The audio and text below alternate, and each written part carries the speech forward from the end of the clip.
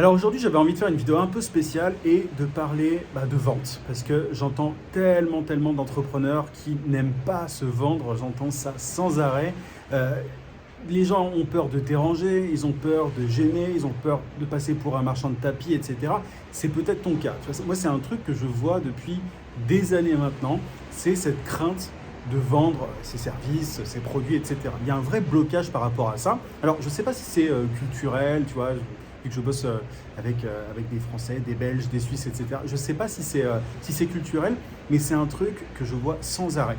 Et pourquoi est-ce que c'est un problème? C'est un problème parce que quand tu es entrepreneur, il n'y a personne d'autre que toi qui va vendre tes services. C'est-à-dire qu'il n'y a personne d'autre qui va faire l'effort, tu vois, d'aller démarcher des prospects. Il n'y a personne qui va demander de l'argent à ta place. Si tu veux développer ton activité, c'est un passage obligé. Tu ne peux pas esquiver ça. C'est obligatoire, quoi. C'est pas accessoire. C'est un truc que tu dois absolument faire. C'est un truc par lequel tu dois absolument passer. Et les indépendants, les entrepreneurs ont tellement de mal avec la vente qu'ils emploient parfois des solutions qui, pour moi, ne sont pas, tu vois, sont pas terribles. Par exemple, les freelances vont s'inscrire sur des plateformes. Je ne vais pas citer de nom pour ne pas faire de pub, mais ils vont s'inscrire sur différents types de plateformes. Et donc, ils s'inscrivent, ils attendent qu'on les contacte et ils dépendent de ça. Il y a des personnes qui dépendent entièrement des plateformes pour leur acquisition client. Les plateformes, pour moi, ce n'est pas une bonne idée pour une raison très simple. C'est que si tu ne maîtrises pas ton acquisition client, tu vois, la boîte, la plateforme dont tu dépends peut changer ses conditions du jour au lendemain, elle peut fermer aussi ses portes, bref, elle a vraiment, tu vois, du pouvoir sur ton business, elle peut impacter très négativement ton business. Et il faut savoir aussi un truc, c'est qu'il y a beaucoup de freelance, d'indépendants sur ces plateformes, et qu'est-ce qui se passe en général? Les gens se bradent, ils font la compétition en baissant leur prix, ils se disent qu'en baissant le prix, ils vont pouvoir attirer plus de prospects. Bref, pour moi, c'est vraiment pas une bonne solution. Il y a d'autres personnes qui vont compter sur le bouche à oreille. Ils vont se dire, ouais, bon, moi, je n'ai pas envie de démarcher des gens. J'ai pas envie de créer du contenu, j'ai pas envie de faire ma promo, j'ai pas envie de me vendre parce que j'ai peur de ça, j'ai du mal avec ça. Donc voilà, moi j'ai un bon réseau, ça me suffit, etc. Le truc, c'est que moi j'ai des tonnes d'entrepreneurs qui sont venus vers moi, qui m'ont dit, voilà, après plusieurs années de bouche à oreille, que le bouche à oreille s'était épuisé. Il y a forcément un moment où le bouche à oreille s'épuise. Même si tu fais du très bon travail pour tes clients, il y a certains qui n'ont pas envie de te recommander parce qu'ils ont envie de te garder pour eux. Il y en a, tu vois, c'est pas infini comme source d'acquisition le bouche à oreille. Donc compter uniquement là-dessus, c'est vraiment pas un bon plan.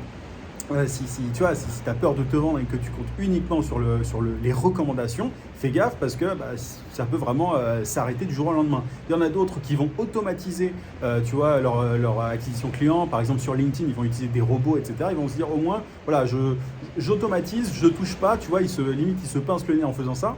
Et ils se disent, voilà, comme ça, moi, je m'en occupe pas, je génère des clients automatiquement, etc. En réalité, il faut savoir un truc, c'est que les prospects, ils le sentent, l'automatisation, ça marche de moins en moins. Et même si on parle de plus en plus d'intelligence artificielle et tout, moi, j'ai testé des trucs, tu vois, c'est pas encore parfait, tout ne peut pas être 100% automatisé. À l'heure de la toute automatisation, les prospects, ils veulent justement de l'humain. C'est comme ça qu'on se connecte à eux, qu'on crée un lien de confiance et qu'on arrive à les convertir, qu'on arrive à transformer des inconnus en clients. Donc pour moi, c'est pas non plus une bonne solution, l'automatisation. Alors pour moi, tu vois, c'est pas très compliqué ce qu'il faut faire. Du coup, si tu as peur de te vendre, si c'est vraiment un problème que tu as, la première solution, elle va paraître un peu brutale, mais c'est important pour moi de le dire, redeviens salarié.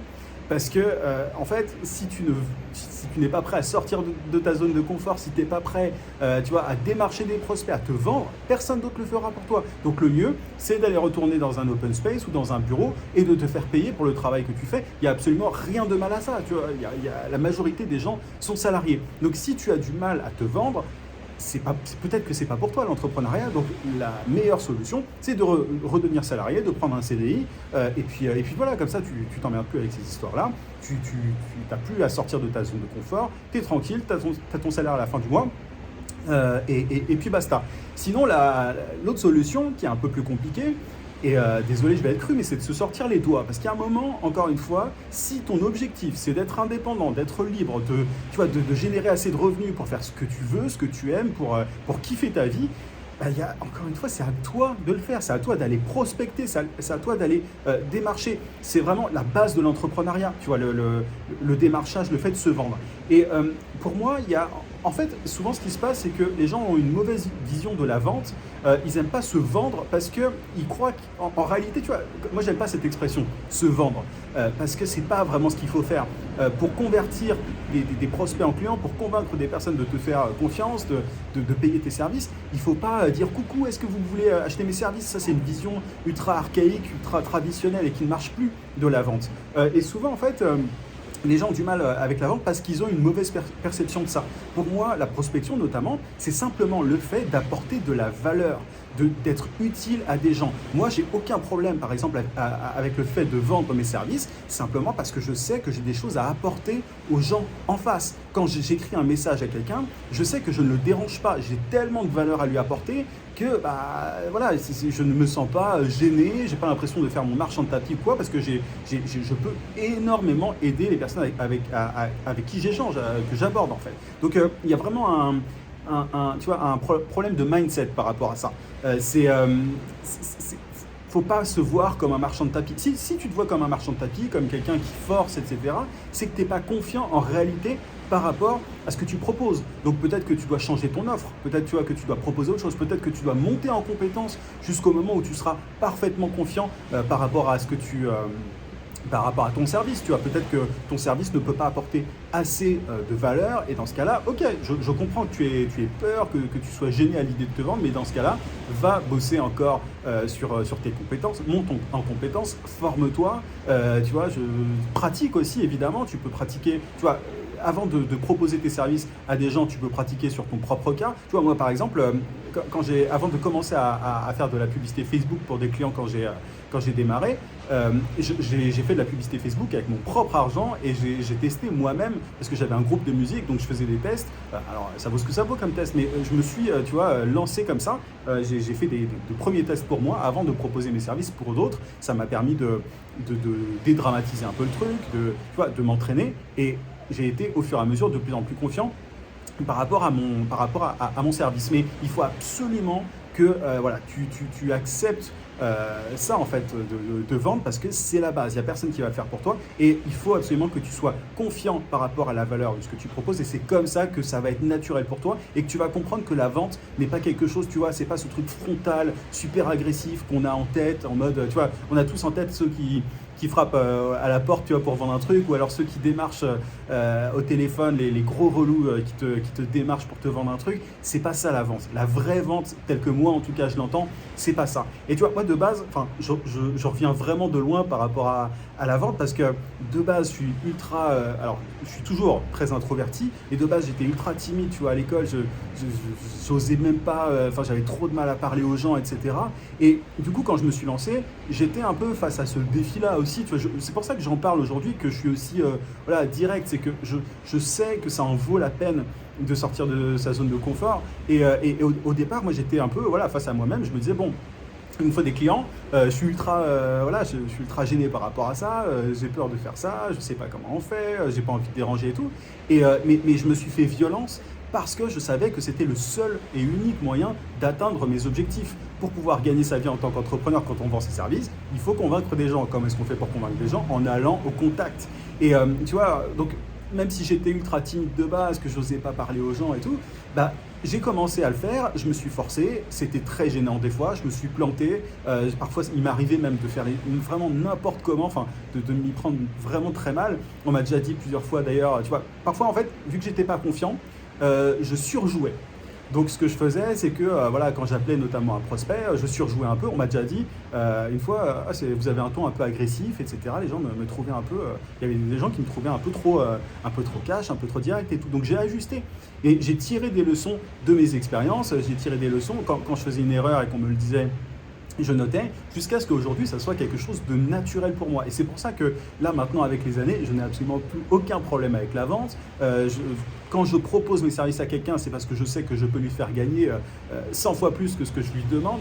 Donc, il faut changer ta façon de voir la vente et c'est comme ça que tu auras le courage en fait de te sortir de cet état d'esprit de peur en fait par rapport à ce sujet-là.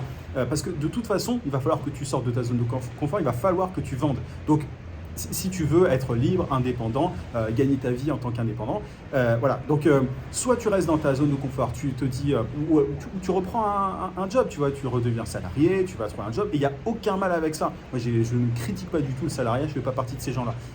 Enfin, tu vois, il faut de tout pour faire un monde, et il n'y aurait pas d'entrepreneur s'il n'y avait pas de salarié. Bref, donc c'est pas, je critique absolument pas, mais il faut vraiment savoir, est-ce que tu as vraiment envie d'être indépendant, d'être libre? Si c'est le cas, réfléchis bien à ce que je viens de te dire, réfléchis vraiment à ce que je viens de t'expliquer et essaye de renverser ta façon de penser par rapport à ça et tu verras que ça ira beaucoup, beaucoup mieux.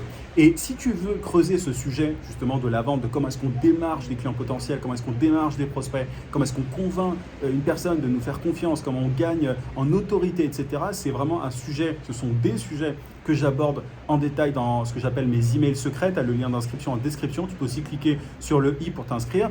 Mon contenu sur YouTube n'est que la partie visible de l'iceberg. Mon meilleur contenu se trouve justement dans ces emails secrets. Et en t'inscrivant, tu vas recevoir chaque matin à 9 h un email rempli de conseils, d'astuces, de méthodes pour trouver plus de clients et pour facturer tes services à prix d'or. Il y a plus de 10 000 entrepreneurs aujourd'hui qui sont inscrits. D'ailleurs, je dis souvent qu'il y a plus de 10 000 entrepreneurs, mais c'est vraiment plus maintenant. On s'approche plus des 20 000 que des 10 000. Donc, c'est vraiment là que ça se passe. Si tu veux créer et développer un business qui te rend libre, c'est là que ça se passe. C'est là que je donne mes meilleurs conseils. Donc, clique sur le lien en description. Et si cette vidéo t'a plu, c'est un format un peu différent d'habitude, n'hésite pas à mettre un gros pouce et abonne-toi aussi à la chaîne si ce n'est pas déjà fait. Active la cloche de notification pour ne pas rater les prochains contenus. Je publie une vidéo par semaine et en général, c'est des sujets qui peuvent t'intéresser.